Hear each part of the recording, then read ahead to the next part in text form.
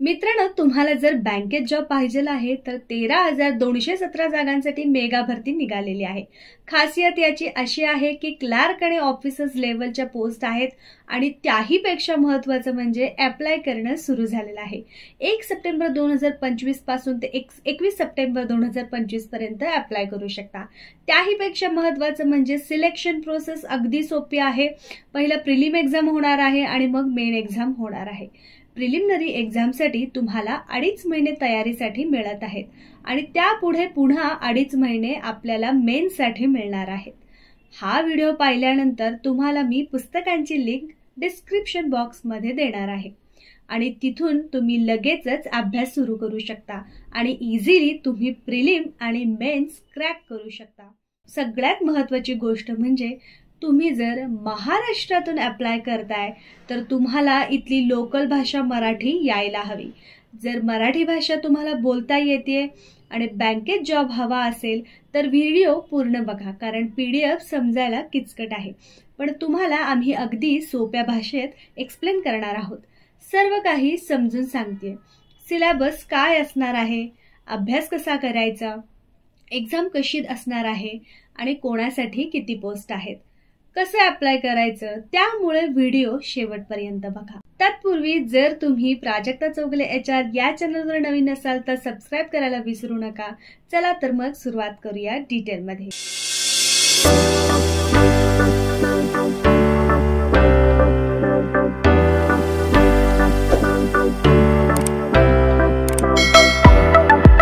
स्क्रीनवर दिल्याप्रमाणे तुम्ही बघू शकता institute of banking personal selection यांच्यातर्फे या वॅकन्सीज आउट झालेल्या आहेत. यांच्या ऑफिशियल वेबसाईट www.ibps.in या वेबसाईटवरती या वॅकन्सीची नोटिफिकेशन्स, अप्लाय कसं करायचं आहे, सर्व माहिती इथे त्यांनी दिलेली आहे. तुम्ही बघू शकता त्यांचा रिसेंट अपडेट इथे झालेला आहे. कॉमन रिक्रुटमेंट प्रोसेससाठी 1 सप्टेंबरला हे नोटिफिकेशन आउट झालेले आहेत. तुम्ही ते बघू शकता. महत्त्वाचे डेट्स, कधी अप्लाय करायचं आहे. 1 सप्टेंबरला जसं मी सांगितलं ऑलरेडी याचे नोटिफिकेशन आउट झालेले आहेत आणि याचे जे लिंक्स आहेत त्या मी डिस्क्रिप्शन बॉक्समध्ये नक्कीच प्रोव्हाइड करते. आपण याचे नोटिफिकेशन समजून घेऊयात. सगळ्यात महत्त्वाचं आहे याचे नोटिफिकेशन तुम्ही बघू शकता. Institute of banking personal selection यांच्यातर्फे कॉमन रिक्रुटमेंट प्रोसेस ही सुरू झालेली आहे. रिक्रुटमेंट ही ऑफिसर स्केल 1, 2 आणि 3 तसंच क्लार्क या पोझिशनसाठी किंवा ऑफिस असिस्टंट मल्टीपर्पज या पदांसाठी इथे ह्या वॅकन्सीज निघालेल्या आहेत. याचे महत्त्वाचे जे डेट्स आहेत त्या तुम्ही इथे बघू शकता. या वॅकन्सीसाठी ऑलरेडी 1 सप्टेंबर 2025 रोजी अप्लाय करणं सुरू झालेलं आहे आणि याची जी लास्ट डेट आहे, अंतिम दिवस याच्यासाठी अप्लाय करण्यासाठी जो आहे हा 21 सप्टेंबर 2025 हा असणार आहे. त्यानंतर तुम्ही बघू शकता की ऑनलाईन एक्झामिनेशन याची प्रिलिमची जी होणार आहे ही जवळजवळ डिसेंबर-नोव्हेंबरमध्ये होणार आहे. सध्या काय सुरू आहे, आज तारीख आहे 2 सप्टेंबर. तर सप्टेंबर आणि ऑक्टोबर आणि नोव्हेंबर किंवा डिसेंबरमध्ये होणार आहे. म्हणजे 2-2.5 महिन्यांचा कालावधी तुम्हाला इथे प्रिलिमच्या एक्झामसाठी मिळणार आहे. त्याचनंतर जेव्हा तुम्ही प्रिलिम क्रॅक करता, प्रिलिम एक्झाम क्रॅक करता, त्यानंतर तुम्हाला ऑनलाईन जी मेन एक्झाम आहे ही जवळ-जवळ डिसेंबर नंतर म्हणजे फेब्रुवारीपर्यंत ही होऊ शकते. त्यामुळे परत तुम्हाला 2-2.5 महिन्यांचा कालावधी इथे अभ्यासासाठी भेटतोय, तयारीसाठी भेटतोय. कोणकोणत्या बँकामधून इथे पार्टिसिपेशन केलं जातंय, म्हणजे ज्या ग्रामीण बँका असतात, म्हणजे फॉर एक्झाम्पल ग्रामीण महाराष्ट्र बँक झालं महाराष्ट्रामध्ये, त्या पद्धतीने इथे वेगवेगळ्या राज्यातून ऑल ओव्हर इंडियामधून तुम्ही इथे अप्लाय करू शकता.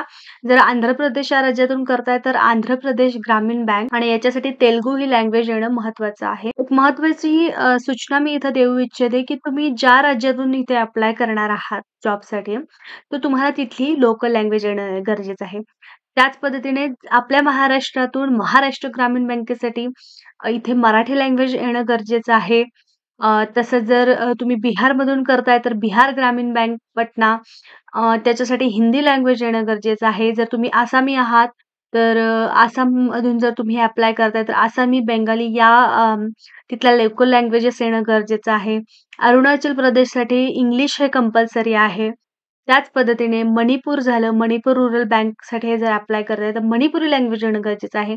त्यामुळे तुम्ही इथे कोणत्या राज्यातून अप्लाय करताय आणि त्यासाठी कोणती लोकल लँग्वेज आहे हे तुम्ही नक्कीच इथे तुम्ही बघू शकता. याच्यासाठी एलिजिबिलिटी क्रायटेरिया आहे हा समजून घेऊयात आपण. तुम्ही बघू शकता बेसिक क्रायटेरिया आहे. एक तर तुमच्याकडे सगळे डॉक्युमेंट्स असणं गरजेचं आहे. म्हणजे domicile certificate for nationality proof आणि date of birth certificate for age verification. Educational qualificational documents लागतील तुमचे. 10th असेल, 12th असेल, ग्रॅज्युएशन असेल किंवा तुम्ही जर पी-एच-डी केली किंवा तुमचं पोस्ट ग्रॅज्युएशन झालं आहे, त्या पद्धतीचे डॉक्युमेंट्स तुमच्याकडे असणं गरजेचं आहे.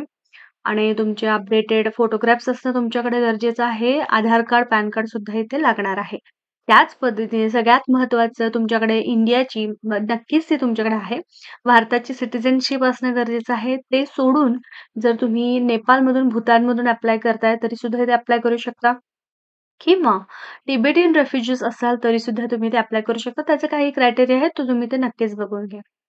यानंतर तुम्ही समजून घेऊ शकता, की एज क्रायटेरिया काय असणार आहे तो आपण बघूयात. Group B for office assistant multipurpose याच्यासाठी मिनिमम 18 वर्ष ते मॅक्सिमम 28 वय वर्ष असणं गरजेचं आहे. आणि त्याच पद्धतीने ग्रुप ए ऑफिसर्समध्ये जे वेगवेगळे स्केल्स आहेत त्याच्यासाठी वेगवेगळे एज क्रायटेरिया त्यांनी दिले आहे. तो आपण बघून घेऊयात. ऑफिसर स्केल 1 असिस्टंट मॅनेजर या पदासाठी मिनिमम 18 वर्ष ते मॅक्सिमम 30 वर्ष असण्याची आवश्यकता आहे. तर त्याच पद्धतीने तुम्ही बघू शकता ऑफिसर स्केल 2 साठी मिनिमम 21 वर्ष ते मॅक्सिमम 32 वर्ष वय वर्ष अट आहे. आणि त्याच पद्धतीने for officer scale 3 senior manager या पदासाठी मिनिमम 21 वर्ष ते मॅक्सिमम 40 वर्षापर्यंत जर कॅन्डिडेट्स आहेत, ते इथे नक्कीच अप्लाय करू शकतात. आणि याचप्रमाणे यामध्ये एज रिलॅक्सेशन सुद्धा भेटते. ते आपण बघूयात, की शेड्यूल्ड कास्ट, शेड्यूल्ड ट्राइब्ससाठी 5 वर्षांपर्यंतचं एज रिलॅक्सेशन आहे. तर अदर बॅकवर्ड क्लासेससाठी जे ओ-बी-सी नॉन क्रिमिलेअरच्या अंडर येतात, त्यांच्यासाठी 3 वर्षापर्यंतचं एज रिलॅक्सेशन दिलंय. आणि ज्यांना काही अपंगत्व आहे, त्यांच्यासाठी 10 वर्षांपर्यंतचं एज रिलॅक्सेशन आहे. आणि त्यानंतर ज्या काही घटस्फोटित असतील किंवा विधवा महिला आहेत किंवा नवऱ्यापासून वेगळ्याच राहत आहेत, त्या महिलांसाठी इथे 38 ते 40 वर्षांपर्यंतचं ओ-बी-सी, एस-सी, एस-टी कॅन्डिडेट ज्या असतील महिला, त्या इथे नक्कीच अप्लाय करू शकतात. इथे बाकी बराच क्रायटेरिया त्यांनी दिलाय. ज्यांना काही डिसॅबिलिटीज असेल, जसं की ब्लाइंडनेस असेल, लो व्हिजन असेल, ज्यांना ऐकू येत नाहीये, डेफ हार्ड हिअरिंग असेल किंवा लेप्रोसी क्युअर्ड पर्सन असेल, सेरिब्रल पॅल्सी, मस्क्युलर डायट्रोफी अशा अपंगत्व डिसॅबिलिटी कॅटेगरीज असेल तुम्हाला, तरी सुद्धा तुम्ही ते नक्कीच अप्लाय करू शकता. ते तुम्ही ते कोणत्या कॅटेगरीमधून येतं त्याप्रमाणे तुम्ही ते तुम्ही डिटेलमध्ये वाचू शकता. सर्वात महत्त्वाचं म्हणजे एज्युकेशनल क्रायटेरिया म्हणजे शैक्षणिक पात्रता इथे काय लागणार आहे ते आपण समजून घेऊयात. ऑफिस असिस्टंट मल्टीपर्पज या पदासाठी मिनिमम ग्रॅज्युएशन असणं म्हणजे बॅचलर डिग्री तुमच्याकडे असणं कोणत्याही रिकॉग्नाइज्ड युनिव्हर्सिटीमधून हे आवश्यक आहे. आणि परत एकदा मी तुम्हाला सांगते की प्रोफिशियन्सी लोकल लँग्वेजमध्ये तुमचं प्रभुत्व असणं गरजेचं आहे. आणि मिनिमम जे बेसिक कम्प्युटर नॉलेज असतं, ईमेल हँडलिंग असू दे किंवा एम-एस आउटलुक असेल किंवा मायक्रोसॉफ्ट ऑफिस असेल, या बेसिक गोष्टी तुम्हाला येणं गरजेचं आहे. आणि ऑफिसर स्केल 1 असिस्टंट मॅनेजर या पदासाठी तुमचं बॅचलर डिग्री, ग्रॅज्युएशन असं कंपल्सरी आहे. तेही वेगवेगळ्या क्षेत्रातून तुम्ही जर येताय तरीसुद्धा इथे तुम्ही अप्लाय करू शकता.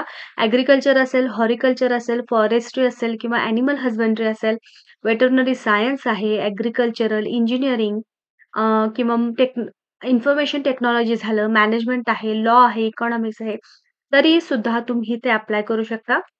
बेसिक कम्प्युटर नॉलेज असणं गरजेचं आहे.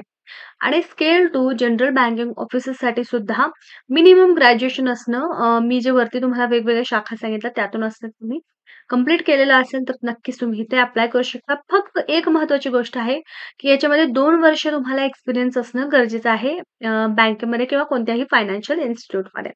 सेम पद्धतीने स्केल 2 स्पेशलिस्ट ऑफिसर जे आहेत, याच्यामध्ये वेगवेगळ्या येतात वेगवेगळे पद आहेत ॲज अ मॅनेजर जसं की इन्फॉर्मेशनल टेक्नॉलॉजी ऑफिसर असेल किंवा चार्टर्ड अकाउंटंट असेल, लॉ ऑफिसर असेल, ट्रेझरी मॅनेजर झालं, मार्केटिंग ऑफिसर, ॲग्रीकल्चर ऑफिसर अशा वेगवेगळ्या पदांसाठी इथे व्हॅकन्सीज आहेत. पण त्याच्यामध्ये तुम्हाला मिनिमम 1 किंवा 2 वर्ष एक्सपिरियन्स असणं गरजेचं आहे. आणि ग्रॅज्युएशन मिनिमम तुमचं कंपल्सरी असणं गरजेचं आहे. तुमच्या रिलेव्हंट फील्डमधून. म्हणजे फॉर एक्झाम्पल जर तुमचं आय-टीमधून असेल तर नक्कीच इलेक्ट्रॉनिक्स, कम्युनिकेशन, कॉम्प्युटर सायन्स आणि प्लस तुमचे सर्टिफिकेशन लँग्वेजेस असतात जे ASP, PHP, .NET झालं, C++, जावा आहे, VB, VC, OCP या ज्या लँग्वेजेस आहे याच्यामध्ये सर्टिफिकेशन असणं गरजेचं आहे. याच पद्धतीने तुम्ही बघू शकता, की ऑफिसर स्केल 3 सीनियर मॅनेजर पदासाठी मिनिमम 5 वर्ष एक्सपिरियन्स गरजेचा आहे आणि बॅचलर डिग्री म्हणजेच ग्रॅज्युएशन असणं रेलेव्हंट फील्डमधून हे गरजेचं आहे. तुम्ही कोणत्याही रिकॉग्नाइज्ड युनिव्हर्सिटीमधून कंप्लीट केलेलं असेल, तरीसुद्धा तुम्ही इथे नक्कीच अप्लाय करू शकता.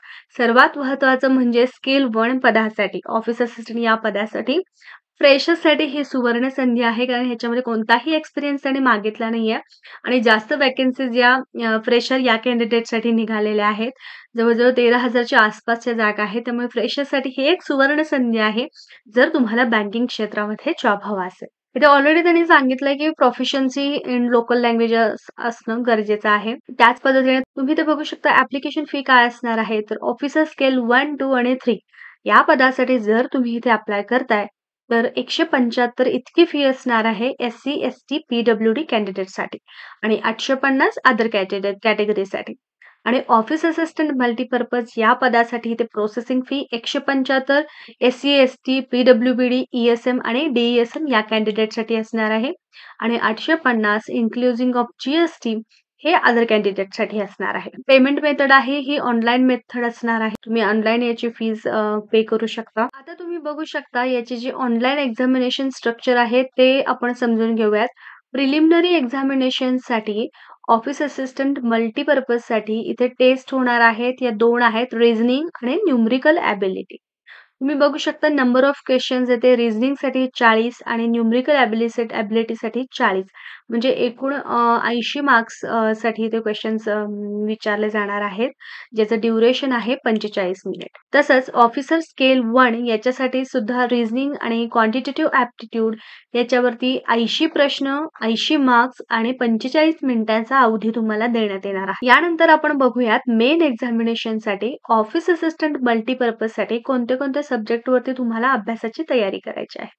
तर याच्यामध्ये रिझनिंग झालं, कॉम्प्युटर नॉलेज झालं किंवा जनरल अवेअरनेस आणि इंग्लिश लँग्वेज आहे, हिंदी लँग्वेज आणि न्यूमेरिकल एबिलिटी हे जे 5 सब्जेक्ट आहेत याच्यामध्ये तुम्हाला अभ्यास करायचा आहे. याच्यामध्ये 200 क्वेशन्स असणार आहेत, 200 मार्कांसाठी असणार आहे आणि 120 मिनिटाचा कालावधी इथे तुम्हाला देण्यात आलेला आहे. ऑफिसर स्केल 1 या पदासाठी सुद्धा reasoning, computer knowledge, general awareness, English language, Hindi language आणि क्वांटिटेटिव्ह ॲप्टिट्यूड यावरती क्वेशन्स विचारले जाणार आहेत. जे क्वेशन्स असणार आहेत हे 200 असणार आहेत. याच्यासाठी सुद्धा 200 मार्क्स तुम्हाला दिले जाणार आहेत आणि 120 मिनिटाचा कालावधी इथे असणार आहे. तुम्ही इथे बघू शकता 28 राज्यांपैकी ज्या राज्यातून तुम्ही ते अप्लाय करताय. फॉर एक्झाम्पल महाराष्ट्रासाठी याच्यामध्ये जे एक्झामचा पॅटर्न असणार आहे, हा या वेगवेगळ्या लँग्वेजमध्ये होणार आहे. मेन इंग्लिश हे कंपल्सरी हे आहे 28 राज्यांसाठी. म्हणजे तुम्ही ही एक्झाम आहे ही इंग्लिशमधून क्रॅक करू शकता किंवा हिंदी, मराठी आणि कोकणी. महाराष्ट्रासाठी त्यांनी 4 लँग्वेजेस दिलेले आहेत. लक्षपूर्वक तुम्ही बघा इंग्लिश, हिंदी, मराठी आणि कोकणी. तसंच तुम्ही बघू शकता गुजरातसाठी इंग्लिश, हिंदी आणि गुजराती. म्हणजे तिथली लोकल लँग्वेज एक इंग्लिश झालं आणि हिंदी. अशा 3 लँग्वेजेस त्यांनी गुजरातसाठी दिलेल्या आहेत. त्यामुळे त्या पद्धतीने तुम्ही बघू शकता, की तुम्हाला कम्फर्टेबल काय आहे इंग्लिशमधून देणं, हिंदीमधून की तुमच्या लोकल लँग्वेजमधून. त्या पद्धतीने तुम्ही ते सिलेक्ट करू शकता. इथे तुम्हाला व्हाईल इंटरव्ह्यू देताना तुमचं ओरिजिनल डॉक्युमेंट्स घेऊन जाणं गरजेचं आहे. कारण तुमचं डॉक्युमेंट व्हेरिफिकेशन होणार आहे बिफोर जॉइनिंग. त्याच्यासाठी तुम्हाला ते इंटरव्ह्यू कॉल लेटर घेऊन जाणं गरजेचं आहे आणि तुम्हाला डेट ऑफ बर्थ सर्टिफिकेट लागेल तुमच्या एज प्रूफसाठी. फोटो आयडेंटिटी प्रूफ लागेल, जसं की पॅन कार्ड झालं किंवा आधार कार्ड झालं. तुमचे एज्युकेशनल क्वालिफिकेशन डॉक्युमेंट्स लागतील सो दॅट ते चेक करतील की ग्रॅज्युएशन तुमचं कंप्लीट आहे. आणि याच पद्धतीने जर तुम्ही एक्सपिरियन्स कॅन्डिडेट म्हणून इथे अप्लाय करताय, तर तुमच्या प्रिव्हियस कंपनीचं इथे सॅलरी स्लिप्स असेल, अपॉइंटमेंट लेटर असेल, रिलिव्हिंग किंवा एक्सपिरियन्स लेटर असेल, हे सुद्धा इथे लागणार आहे. आणि जर तुम्ही एज रिलॅक्सेशन कॅटेगरीसाठी तुम्ही अप्लाय करताय, म्हणजे तुम्ही कोणत्याही कॅटेगरीतून येताय आणि एज रिलॅक्सेशन हवं असेल, तर नक्कीच कास्ट सर्टिफिकेट असणं तुमच्याकडे गरजेचं आहे. हे एस-सी, एस-टी आणि ओ-बी-सी या कॅन्डिडेटसाठी ॲप्लिकेबल आहे. जर तुम्ही अपंगत्व कॅटेगरीमधून अप्लाय करताय, तर तुमच्याकडे डिसॅबिलिटी सर्टिफिकेट असणं मॅन्डेटरी आहे. तर तुम्ही याच्यासाठी अप्लाय कसं करू शकता हे तुम्ही बघा. जर तुम्ही ऑफिस असिस्टंट मल्टीपर्पज या पदासाठी अप्लाय करताय, प्लस तुम्ही ऑफिसर या दोन्ही पदासाठी करताय, तर तुम्हाला इथे वेगवेगळं अप्लाय करणं गरजेचं आहे. तुम्ही दोन्ही कॅटेगरीसाठी इथे तुम्ही दोन्ही पदांसाठी इथे अप्लाय करू शकता. However candidate can apply for only one post in officers cadre. म्हणजे ऑफिसमध्ये जे स्केल 1, 2, 3 दिले त्याच्यामध्ये फक्त तुम्ही एकाच कॅटेगरीसाठी अप्लाय करू शकता. आणि जर तुम्ही 2 वेगळ्या पदांसाठी अप्लाय करताय, तुम्हाला सेपरेटली याची फीस पे करणं मॅन्डेटरी आहे. याच्यामध्ये परत त्यांनी सांगितलं, की तुम्हाला फीज इथे ऑनलाईन पे करायच्या आहेत. दुसऱ्या कोणत्याही पद्धतीने इथे पैसे एक्सेप्ट केले जाणार नाहीत. म्हणजे जी प्रोसेसिंग फी आहे, ही फक्त आणि फक्त तुम्हाला ऑनलाईन पे करायची आहे. आणि याच्यासाठी जी ऑनलाईन करण्याची किंवा फी पे करण्याची ही डेट आहे, परत एकदा सांगते 1 सप्टेंबर 2025 ते 21 सप्टेंबर 2025 हा कालावधी त्याने दिलेला आहे. ऑलरेडी मी तुमच्यासोबत डिस्कस केलेलं आहे, की काय-काय कोणत्या-कोणत्या कॅटेगरीसाठी काय-काय प्रोसेसिंग फी आहे. तुम्ही स्क्रीनवर परत एकदा बघू शकता. अप्लाय करण्यासाठी तुम्ही बघू शकता www.ibps.in ऑफिशियल वेबसाईटवरती तुम्हाला क्लिक करायचं आहे. त्यामुळे त्यानंतर तुम्हाला असा काहीसा इंटरफेस ओपन होईल. त्यानंतर या वेबसाईटवरून तुम्हाला इथे अप्लाय करायचं आहे. क्लिक केल्यानंतर असा काहीसा इथे इंटरफेस ओपन होईल आणि इथे तुम्ही apply online for recruitment of office assistant multipurpose या पदासाठी सुद्धा अप्लाय करू शकता आणि दुसरी जी ही लिंक आहे apply online for officers scale 1, 2, 3 यापैकी एकाच पदासाठी तुम्ही ते अप्लाय करू शकता. सो मी तुम्हाला इथे दाखवते की इथे अप्लाय कसं करायचं आहे. तुम्ही बघू शकता त्या लिंकला क्लिक केल्यानंतर असा काहीसा इंटरफेस इथे ओपन होतो. बघू शकता तुम्ही कॉमन रिक्रुटमेंट प्रोसेस ही जी आहे, ही ऑफिस असिस्टंट मल्टीपर्पज या पदासाठी मी इथे क्लिक केलेलं आहे. ज्याच्यासाठी जे मॅन्डेटरी डेट्स आहेत, ह्या आपण ऑलरेडी डिस्कस केलेल्या आहेत. आणि तुम्ही बघू शकता इथे 2 लिंक दिलेल्या आहेत. Click here for new registration आणि दुसरी log in for already registered candidate. म्हणजे आय-बी-पी-एस थ्रू नेहमीच प्रेस्टिजियस बँकांसाठी किंवा ग्रामीण बँकांसाठी इथे एक्झाम निघालेल्या असतात. सो जर तुम्ही इथे ऑलरेडी या वेबसाईटवर जर एक्झिस्टिंग असाल, म्हणजे तुमचं प्रोफाइल इथे ऑलरेडी बनवलं असेल, तर तुम्ही इथून या दुसऱ्या लिंकवरून क्लिक करू शकता. सो सध्या आपण click here for new registration करूयात. तुम्ही नवीन कॅन्डिडेट्स आहात असं समजून. इथे बघू शकता वेगवेगळ्या टप्प्यात तुम्हाला हा फॉर्म फिल करायचा आहे. बेसिक इन्फॉर्मेशन आहे. फोटो आणि सिग्नेचर तुम्हाला इथे टाकायचे आहे. त्यानंतर तुमचे डिटेल्स म्हणजे तुमचं नाव, ॲड्रेस, मोबाईल नंबर, तुमचं ऑफिशियल ईमेल आयडी झालं. या सगळ्या गोष्टी इथे तुम्हाला डिटेलमध्ये टाकायला लागणार आहेत आणि एज्युकेशनल क्वालिफिकेशन काय आहे तुमचं? जर तिथे काही आधार कार्ड नंबर वगैरे टाकायला लागला, तर तो सुद्धा इथे टाकावा लागेल. तुम्ही प्रिव्ह्यू करू शकता. जर काही चूक झाली असेल, तर एडिट करू शकता. त्यानंतर इथे अपलोडमध्ये तुम्हाला तुमचे डॉक्युमेंट्स अपलोड करावे लागणार आहेत आणि लास्टला तुम्हाला इथून पेमेंट या ऑप्शनमधून तुम्हाला इथे त्याची प्रोसेसिंग फी पे करून तुम्ही या जॉबसाठी नक्कीच अप्लाय करू शकता. तुम्ही इथे बघू शकता बेसिक इन्फॉर्मेशन फॉर्मबद्दल इथे तुम्हाला फर्स्ट नेम, परत ते नाव कन्फर्म करायचं आहे. म्हणजे तुमचे ते नाव, मिडल नेम, लास्ट नेम इथे टाकायचं आहे. फुल नेम त्यानंतर इथे अपीअर होईल. त्यानंतर तुम्हाला तुमचा मोबाईल नंबर टाकायचा आहे. तो मोबाईल नंबर कन्फर्म करायचा आहे. जर तुमचा दुसरा कोणता अल्टरनेटिव्ह नंबर असेल, तर तो इथे तुम्ही मेन्शन करा. त्यानंतर ऑफिशियल ईमेल आयडी जो आहे, जो तुम्ही नेहमी वापरता, कारण याच्यावरती तुम्हाला याचे नंतर कॉल लेटर येईल. याचे काही जे अपडेट्स असतील ते आय-बी-पी-एस तर्फे तुमच्या ईमेल आयडीवर आणि मोबाईल नंबरवर येणार आहे. त्यामुळे त्या पद्धतीने इथे हे ईमेल आयडी टाकून तुम्ही याचं जे डोमेन नेम आहे, म्हणजे रेडिफ असेल, हॉटमेल असेल, जीमेल ते तुम्ही ड्रॉप डाउन लिस्टमधून तुम्ही सिलेक्ट करू शकता. तोच ईमेल आयडी तुम्हाला इथे कन्फर्म करायचा आहे आणि हा जो कॅप्चामध्ये नंबर दिलाय तुम्हाला सिक्युरिटी कोडमध्ये टाकून तुम्हाला सेव्ह आणि नेक्स्ट केल्यानंतर तुम्ही पुढच्या टॅबवरती पोहोचाल, जो फोटो आणि सिग्नेचर आहे. याच्यामध्ये तुम्हाला अपडेटेड फोटो सिग्नेचर टाकायचं आहे आणि हे सगळ्या पद्धतीने तुम्ही ही प्रोसेस कंप्लीट करून शेवटी तुम्हाला याची प्रोसेसिंग फी पे करायची आहे आणि याच पद्धतीने तुम्ही ते सक्सेसफुली अप्लाय करू शकता.